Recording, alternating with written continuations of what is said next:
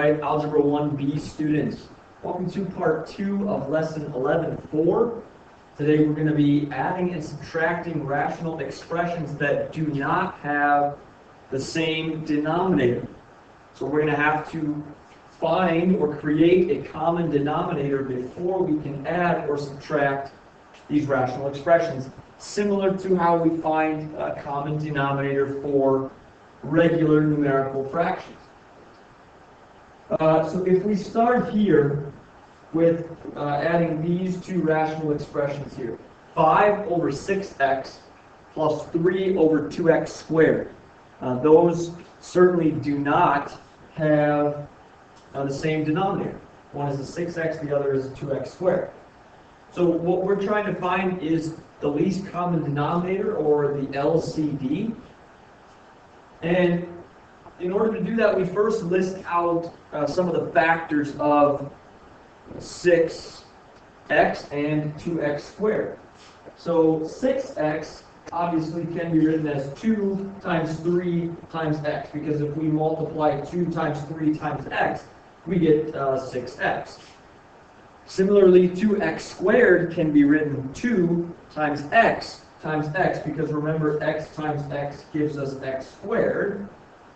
So we have 2 times x, and x times x is what gives us that x squared.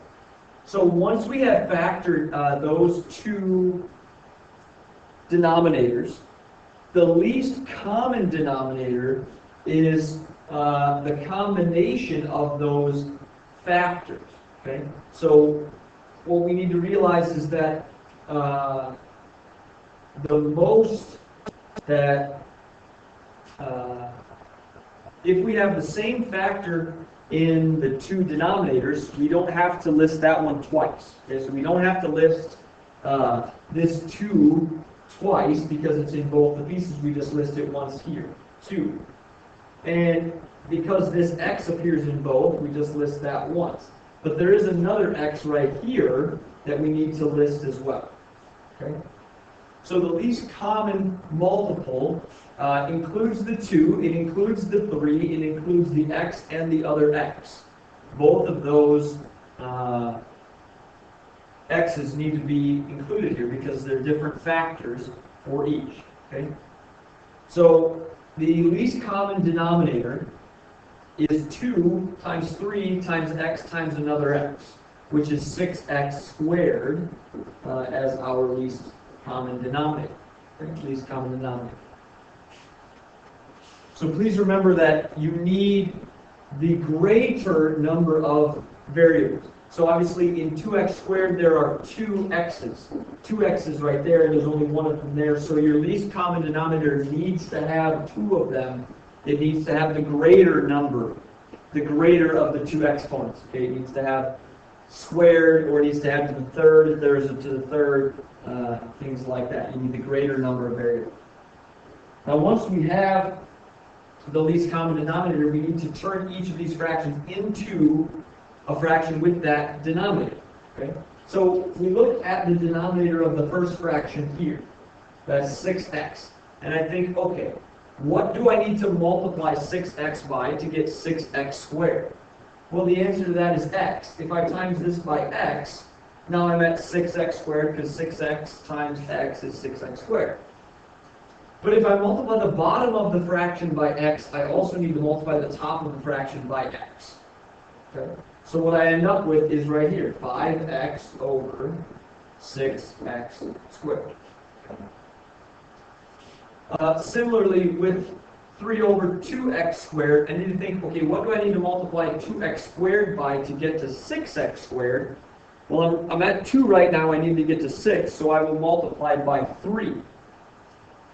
So if I times the bottom here by 3, that becomes 6x squared, but I'll need to multiply the top by 3 as well. And I end up here with 9 over 6x squared. Okay. And now at this point, these two fractions have the same denominator, so I can just add them like we did yesterday. 5x over 6x squared plus 9 over 6x squared is equal to 5x plus 9 over 6x squared. 5x plus 9 over 6x squared. Okay. I would like you to try this sum, 3 over 7y to the 4th plus 2 over 3y squared, by first finding a common denominator and then adding the two expressions once you've changed both fractions. So follow our process from above, find a common denominator by listing the factors, and then change the two fractions and add them together. So pause the video, take a look here at this sum, then come on back and I'll show you what we should do.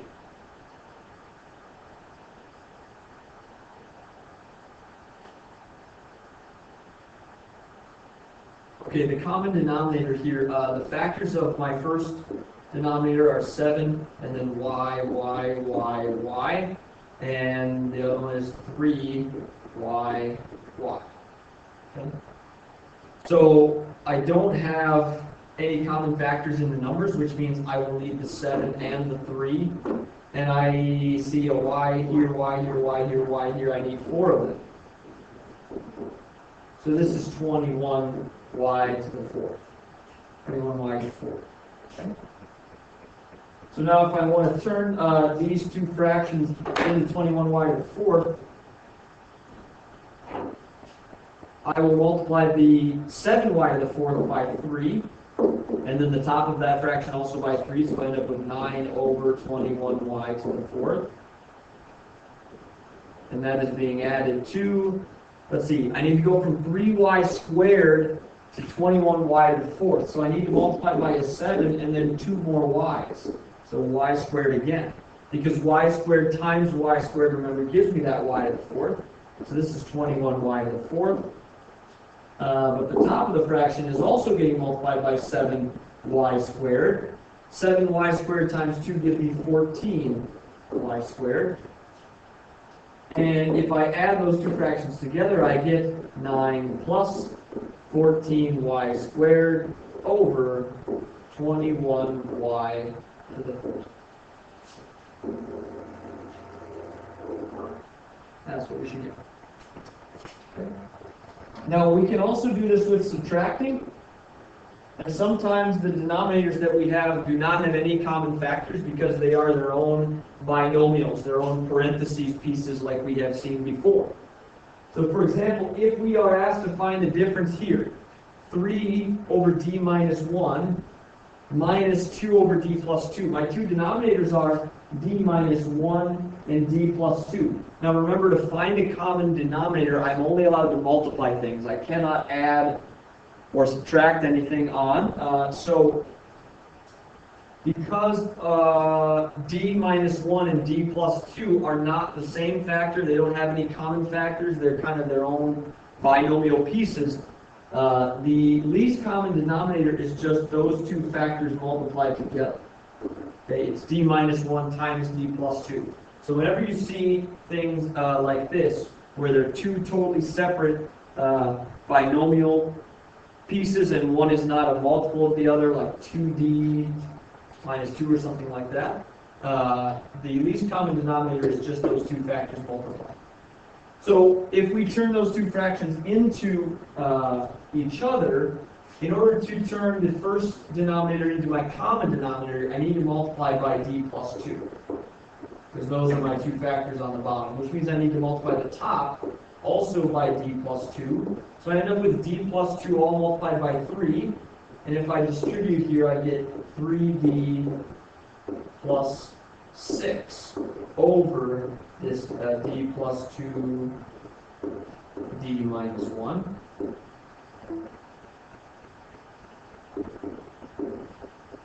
And I'm subtracting now on the other fraction. I need to multiply this by d minus 1. So I'll multiply the top also by d minus 1 because that's the factor that was missing in that denominator. So I end up with 2d minus 2 over d plus 2 d minus 1. And now I will subtract. 3d minus 2d gives me 1d. 6 minus negative 2 gives me positive 8. So it's d plus 8 over my denominator here, d plus 2, d minus 1. And I'll leave the denominator right like that. I won't FOIL it out. I don't need to. I'm done. There's my answer. I have found my difference. So I would like you to now try this difference. Again, we have two denominators here that are each their own binomial piece, so nothing really to make into a least common denominator, so we just multiply the two pieces together. So multiply those two fractions, get them to have a common denominator, and then subtract. Then come on back and I will show you what we should get.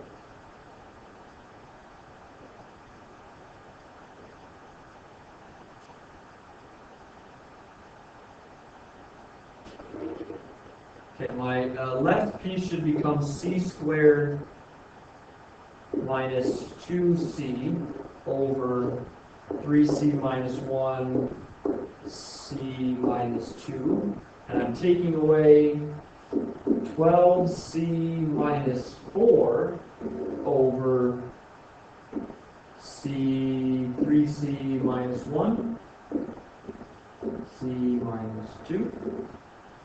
So I end up with c squared minus 12c, minus 14c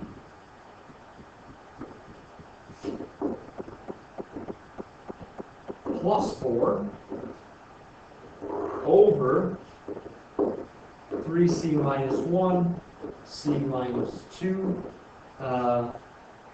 We should, at this point, look for factors on the top to see if we can cancel something out, but I'd be looking for numbers that multiply to be 4 and add to be 14, and I don't think that is possible at all. So we are finished here. There is our finished subtraction problem. If you have questions about finding the common denominator, please make a note to ask me in class tomorrow. Otherwise, that's all I have for you. Have a wonderful night.